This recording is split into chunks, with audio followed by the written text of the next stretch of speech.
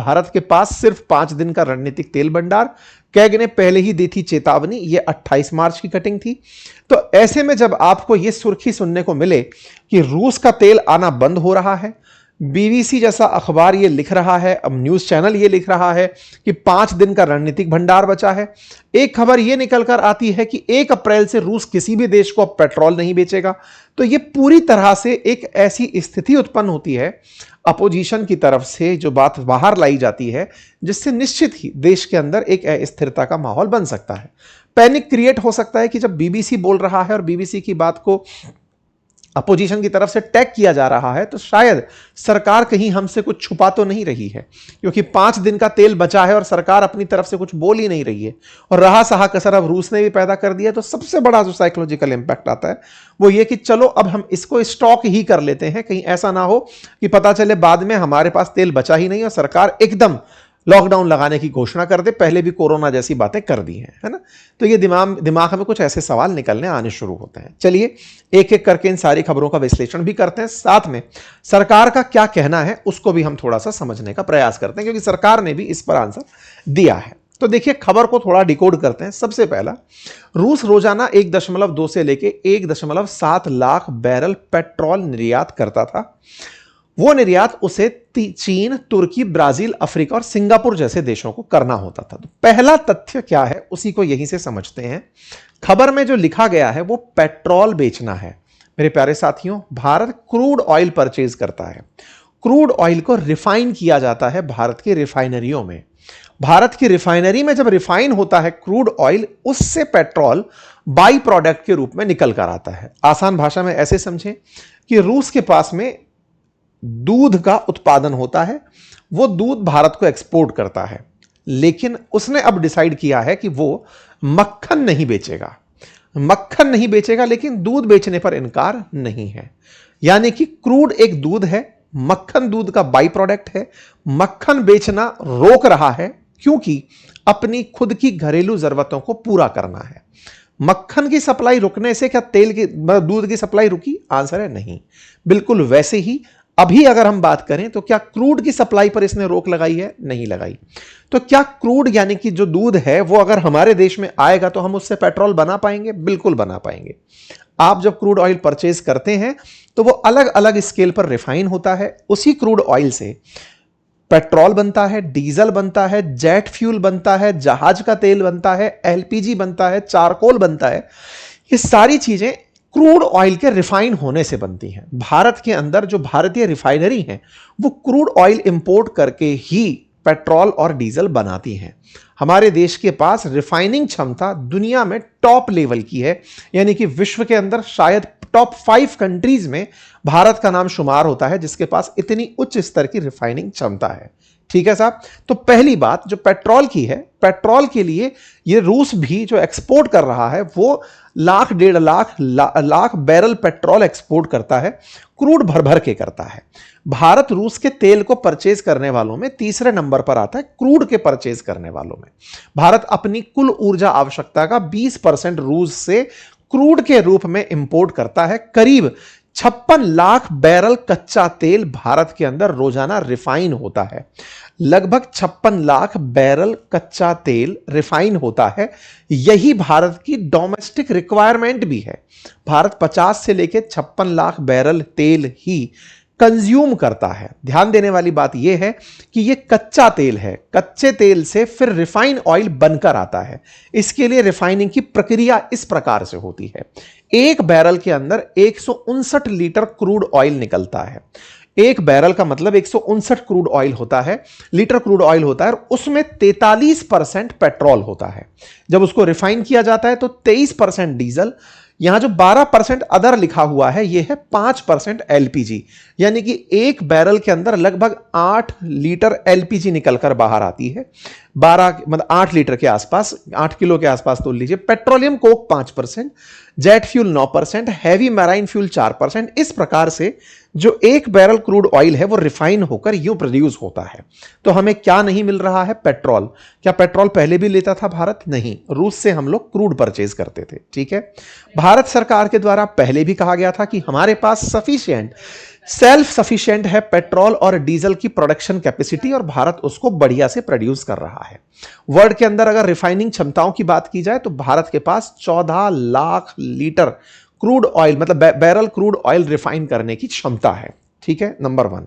तो इसका मतलब सवाल निकलकर यह आया कि क्या भारत को क्रूड ऑयल परचेज करने से रूस रोक रहा है? आंसर है नहीं। इसने भी जो वेवर दिया था इंडियन रिफाइनरीज को, वो रशियन ऑयल परचेज करने के लिए ही दिया था।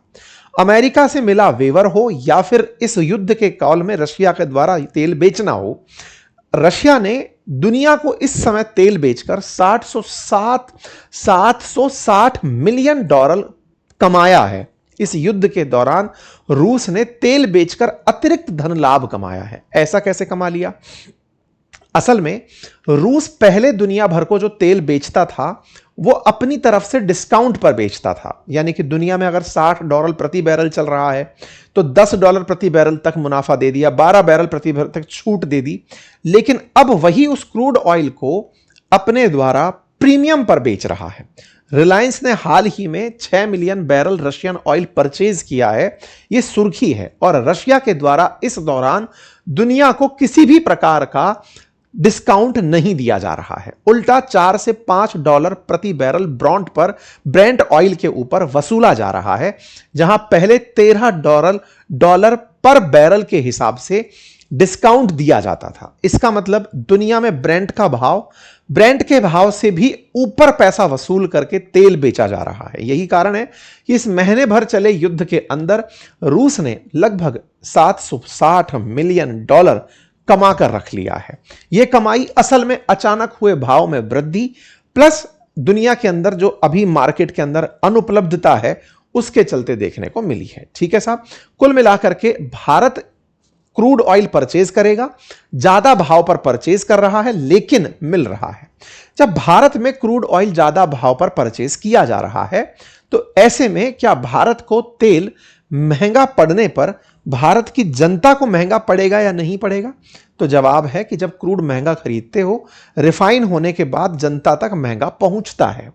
देश ने $60 प्रति बैरल के हिसाब से तेल खरीदते हुए ऑयल कंपनीज को देखा है। आज वही तेल $100 प्रति बैरल से ऊपर चला गया है।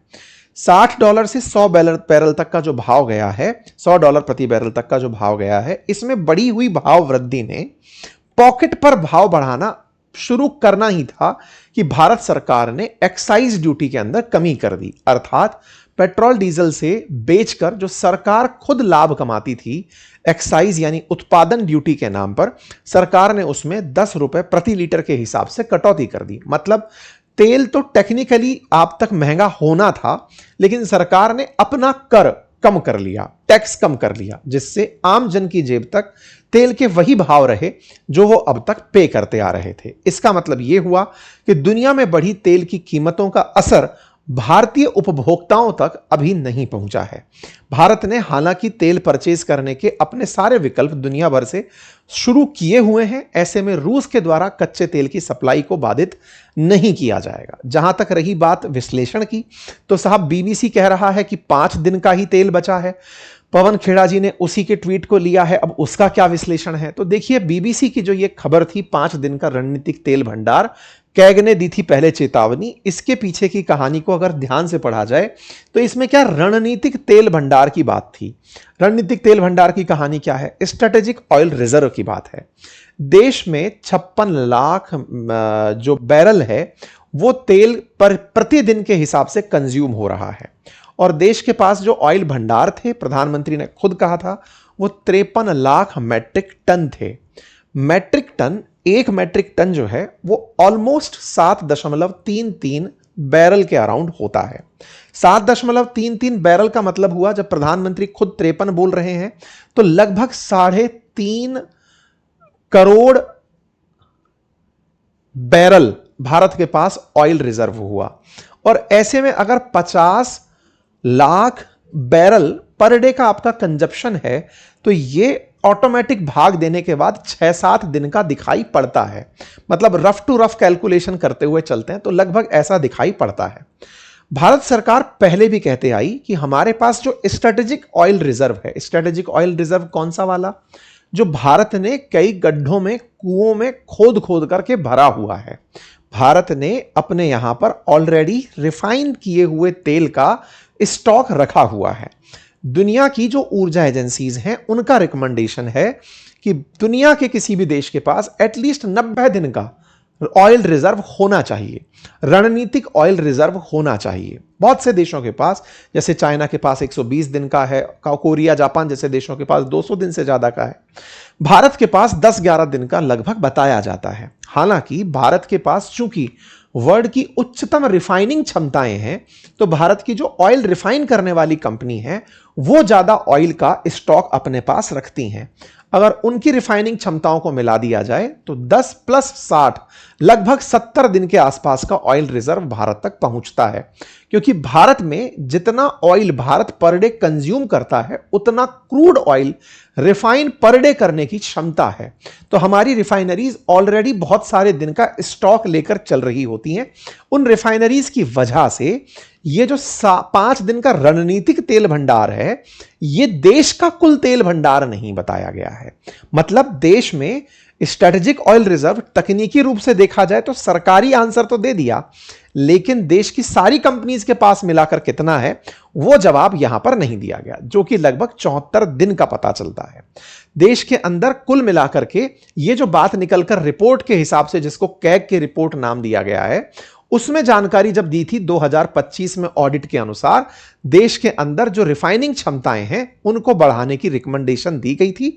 उसी को यहां पर उठाया गया था। 5.33 million metric tonne capacity of storage which can provide 7.88 day import cover, ये 2024 का था, जहां पर 19 दिन का इंपोर्ट कवर फेज 1 में होना था। देश के पास 7.88 दिन का इंपोर्ट कवर था। चूंकि हमारा यहां पर लगातार खत्म होता चला जा रहा है, इसीलिए 4.56 दिन की बात इन्होंने लिखते हुए 5 दिन का जवाब लिख दिया था। लेकिन यह हल्का सा मिसलीडिंग प्रतीत हुआ। क्यों प्रतीत हुआ?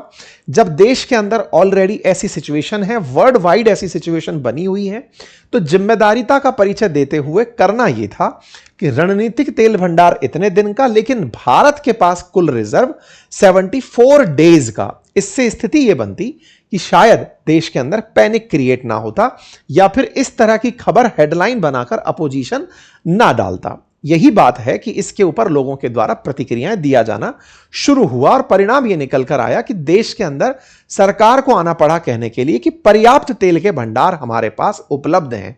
ये जो हमारे पास 5.33 मिलियन मैट्रिक टन जो है वो आंध्र प्रदेश और कर्नाटक के अंदर अलग अलग जगह पर हमने सुरक्षित रखा हुआ है।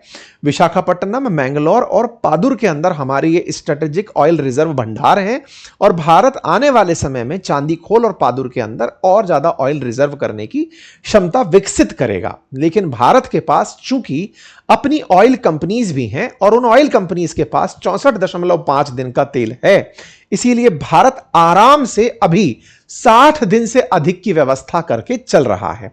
यही कारण है कि फिर इसके ऊपर धीरे धीरे तमाम प्रकार की जानकारियां दिया जाना शुरू हुआ। बीबीसी की रिपोर्ट को ध्यान में रखते हुए प्रतिक्रियाएं आना शुरू हुई कि ये गलत बातें फैला रहे हैं और इनकी गलत बातें मिसलीडिंग प्रतीत होती हैं। पीआईबी ने फैक्ट चेक करते हुए लिखा कि भारत की कुल भंडार क्षमता 74 दिन की है और अभी लगभग 60 दिनों का स्टॉक उपलब्ध है। तो पीआईबी जिस चीज का फैक्ट चेक कर रही है वो बात भी अगर ध्यान से देखी जाए तो हल्का सा उसके अंदर फेर है। यहां पर शब्द रणनीतिक तेल भंडार का है और यहां पर कुल तेल भंडार का अंतर है। दोनों में अंतर समझिए, ये ऐसे है कि मेरे पास मेरी पॉकेट में 500 रुपए हैं, ये मेरी इंडिविजुअल क्षमता है, लेकिन मैं जिस परिवार का हिस्सा हूं हो सकता है कि उस परिवार में 2000 रुपए कुल हो। तो अगर देखा जाए कि इस घर की स्थिति बताओ तो बोले घर में 2500 रुपए हैं, लेकिन अंकित की स्थिति जो है वो 500 रुपए की है। हालांकि इस पूरे कंडीशन में अल्टीमेटली घर की ही बात हो रही है, देश की ही बात हो रही है, और देश की बात में चर्चा इसलिए बड़ी बन रही है क्योंकि सरकार को डर इस बात का है कि गलत फहमी अगर फैल जाए तो वो बहुत ज्यादा भ्रामक हो सकती है, और जब वो भ्रामक होगी तो देश के अंदर पैनिक क्रिएट हो सकता है। इसीलिए जानकारी निकल कर आई 27 मार्च को कि देश के पास 60 दिन का प्रॉपर ऑयल रिजर्व है और 1 महीने का एलपीजी भंडार हमारे पास है। सरकार ने अपनी तरफ से कहा कि हमारे पास में पेट्रोल, डीजल, एलपीजी की कोई कमी नहीं है। सभी पेट्रोल पंप खुले हैं, रिफाइनरी 100% कैपेसिटी पर चल रही हैं। 6 दिन का स्टॉक वाली जो खबर है वो अफवाह है। 74 दिन की स्टोरेज क्षमता है और 60 दिन का स्टॉक अभी भी है। एलपीजी का उत्पादन 40% बढ़ा है। जैसे मैंने आपसे पहले भी कहा था कि देश की रिफाइनरी क्रूड ऑयल को रिफाइन करके एलपीजी प्रोड्यूस करती हैं। रोज 50 लाख सिलेंडर की डिलीवरी हो रही है। पीएनजी को बढ़ावा देने की योजना लंबी योजना के रूप में शुरू की गई है। सोशल मीडिया पर फर्जी खबरें फैल रही हैं, अफवाह फैलाने वालों पर कार्रवाई होगी। बाकायदा सरकार के द्वारा आज ही के दिन इसके ऊपर एक डिटेल जानकारी दी गई और कहा कि हमारे पास पेट्रोल और डीजल के पर्याप्त भंडार उपलब्ध हैं। सप्लाई ऑफ यूरिया प्लांट जो है वो 70 से 75% लास्ट 6 महीने से बनी हुई है। तमाम चीजें सरकार के द्वारा डिटेल में आज दे दी गई। उम्मीद है कि आप लोगों को यह जानकारी पता चली हो। यह क्या है?